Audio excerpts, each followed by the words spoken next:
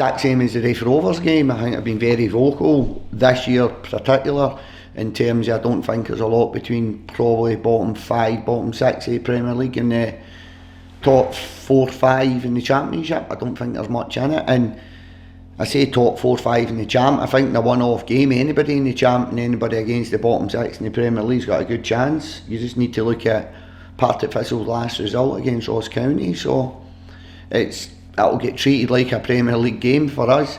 It's not about going there and playing lower opposition, because I don't really see it like that. Yeah, we're split in terms of leagues were split, but in terms of football and ability and clubs, I don't think there's a lot between the two clubs. No, I think you've got to go and try and win the next game of football, and that's what we do, that's what I do, it's how I like to manage. So no, there's nothing like that comes into my thinking whatsoever. We need to try and go and progress in the cup, but ultimately what we're trying to do is win the next game of football, and that's what we're going to try and do. Nah, I think there's probably just as much pressure, if not more, because that pressure, if you were to lose to a team perceived that are factually in a lower league, I think that intensity steps up, if I'm honest. So there's no any less pressure coming into the cup football than what there is in terms of the league football and the league position.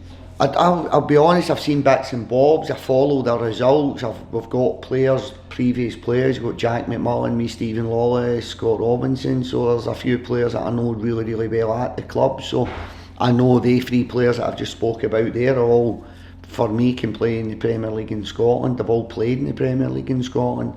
So I think Partick Thistle and Chris's, he's got a really, really competitive squad. They're winning games of football, so I think they're doing well in the league, and I don't think it'll be a hell of a lot in the game, if I'm honest.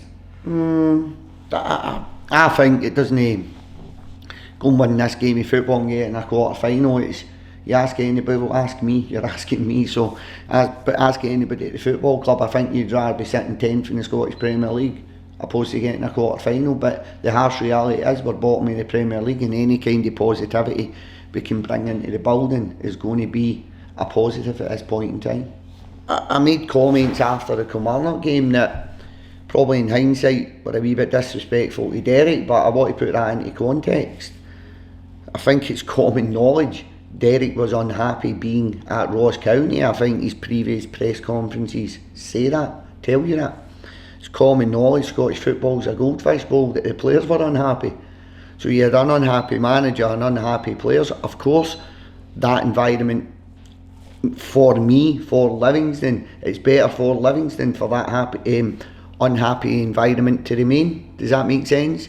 So Ross County having unhappy players in the changing room, an unhappy manager perceivably not wanting to be at Ross County, I would rather that situation remained. I'm not going to sit here and tell lies. That's where I was coming from with my comment. So I was gutted that they've made that, well, Derek's made that change, because ultimately the more negativity that we find at Ross County, the better it's going to be for ourselves. But again, I need to focus on Livingston Football Club and not Ross County Football Club.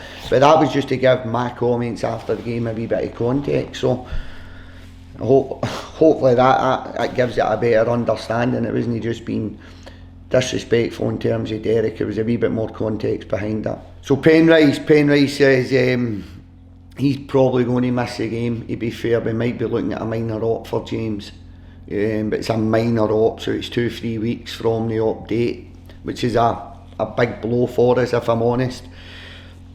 Joel Newbley's going to take part in training today. He's got no reactions. He'll be part of the matchday squad tomorrow.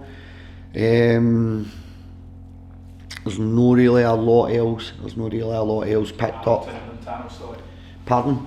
Yeah, we've done a lot of work with Jack, but we're not getting the progression we hoped we were going to get, if I'm honest.